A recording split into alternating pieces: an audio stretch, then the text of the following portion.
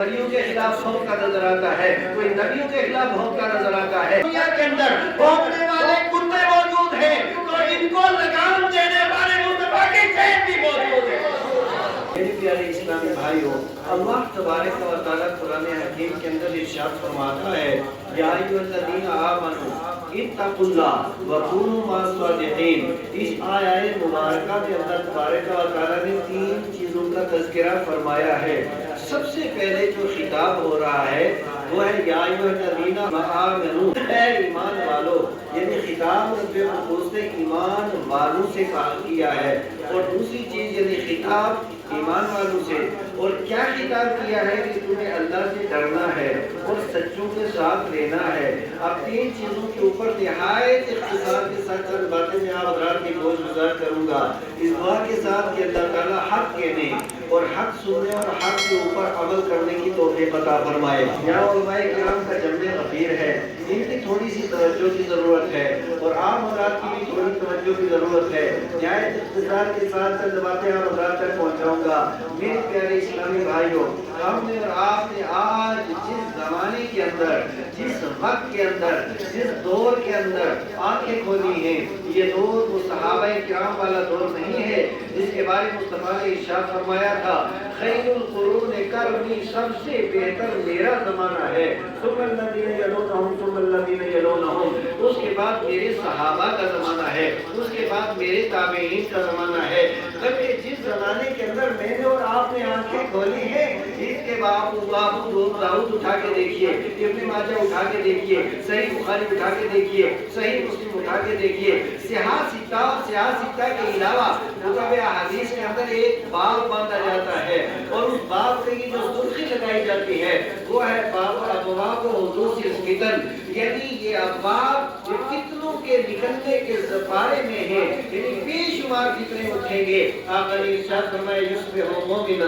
ویمسی کافرا ویمسی مومنا ویصبح کافرا، صبح انسان مومن ہوگا، رات ہوتے ہوتے دین سے باہر ہو کے کافر ہو جائے گا، رات کو مومن ہوگا، صبح ہوتے ہوتے کافر ہو جائے گا۔ پھر کئی ایک احادیث مبارکہ جن کا خلاصہ یہ ہے، ہاتھ میں انگار رکھنا آسان ہوگا، ایمان بچانا مشکل ہوگا۔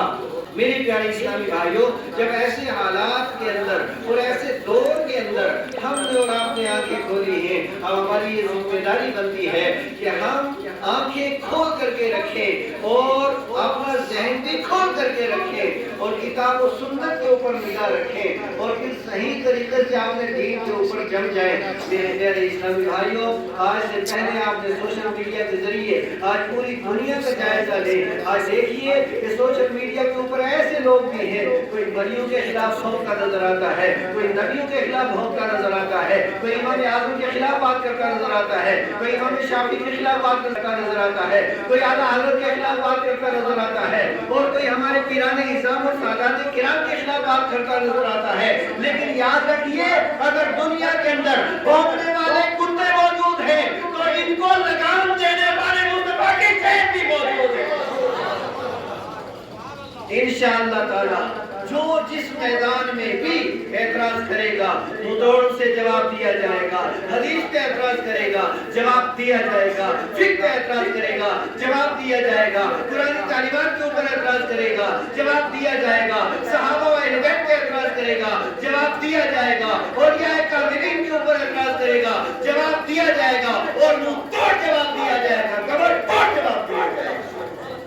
ابھی تو ابتدائی اشتہار ہوتا ہے کیا؟ آگے آگے دیکھ ہوتا ہے کیا؟ ابھی تو ہم نے صرف دوسری رگ کے اوپر صرف ہاتھ رکھا ہے، ابھی گنگو خانقاہ کا واقعہ باقی ہے، ابھی تھانوی صاحب کے ماموں کا واقعہ باقی ہے، اور ابھی جلال الدین والا واقعہ باقی ہے۔ یہ ساری کی ساری باتیں کتابیں سامنے رکھ کر کے انشاءاللہ عوام کی عدالت کے اندر رکھی جائیں گی کہ دیکھو اس چہرے کا مکھوٹا اٹھا کر کے دیکھو، ان کا ظاہر کچھ اور ہے اور باطن کچھ اور ہے۔ یہ اہل سنت جماعت ہے، یہ میدان میں بھی وہی کہتے ہیں، دکان میں تو وہی کہتے ہیں، مسجد کے ممبر کے اوپر بھی وہی کہتے ہیں، اور جن کی بوٹی مسجد کے ممبر پہ اور ہوتی ہے، دکان پہ اور ہوتی ہے، مکان میں اور ہوتی ہے، اسے منافق کہتے ہیں، اور جس کی ہاتھ میں بوٹی ایک ہوتی ہے اسی کو مومن کہا جاتا ہے۔ رضی گرامی وقار، میرا قرآن حکیم میں ارشاد فرماتا ہے یا ایھا الذین آمنوا ایمان والو، یہ ایمان ہے کیا؟ تو دو لفظوں کے اندر صرف ایمان اور حضرات کے ذہن کے اندر کرنا چاہتا ہوں، ایمان ہے کیا؟ تو اب جتنی کتابیں ہیں عقائد کی، ان کے اندر جو ایمان کی تعریف لکھی گئی وہ یہی ہے کہ نبی پاک علیہ السلام کو مان لینے کا نام ایمان ہے۔ نبی کو مان لینے کا نام، اور دور سے یا رسول اللہ، نبی پاک علیہ السلام کو مان لینے کا نام ایمان ہے۔ اور آقا نے ارشاد فرمایا لا یؤمن احدکم حتی اکون احب الیہ من والدہ وولدہ والناس اجمعین، اور کما قال علیہ السلام سے بخاری کی حدیث، اللہ کے پیارے محبوب فرماتے ہیں تب تک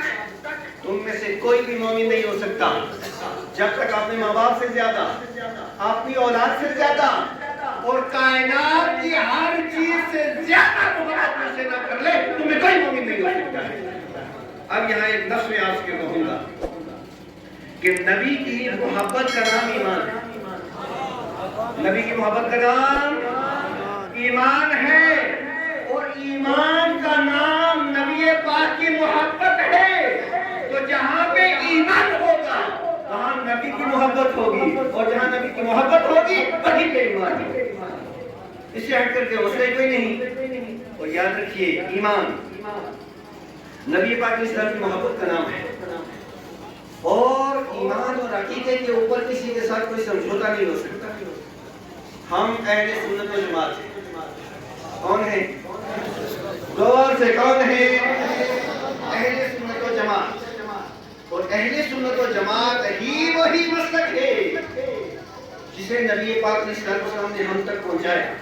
صدیق اکبر نے آگے بڑھایا، فاروق اعظم نے جس کی تبلیغ کی، عثمان غنی نے گھر گھر پہنچانے کی جد و جہد کی، ساری زندگی جس کی سرحد و سیما پہ مولا علی نے پہرا دیا ہے، میدان کربلا کے اندر جس کے لیے حسین اعظم تشریف لے گئے ہیں، اہل بیت اطہار نے جس کی سرحد و سیما کی حفاظت کی ہے، صحابہ کرام نے جس کی ترویج و ارشاد کی ہے، اولیاء کاملین نے جس کو گھر گھر پہنچانے کی سعی اور فریضہ بسائی سبیلا اور انہوں نے سعی کی ہے اور جد و کاوش کی ہے، اور اہل سنت نے جس کی سرحد و سیما کے اوپر پہرا دیا ہے، اور یہی مسلک اہل سنت و جماعت ہے، اور جو اس کے اوپر قائم و دائم رہے گا خدا تعالیٰ جنت کے دروازے اس کے واسطے کھول دے گا۔ پہلی چیز اس آیت مبارکہ میں ایمان، اور دوسری چیز ہے وہ ہے تقویٰ۔ تقویٰ کیا ہے؟ طہارت کیا ہے؟ میرے پیارے اسلامی بھائیوں، اب میں ٹوٹے دل سے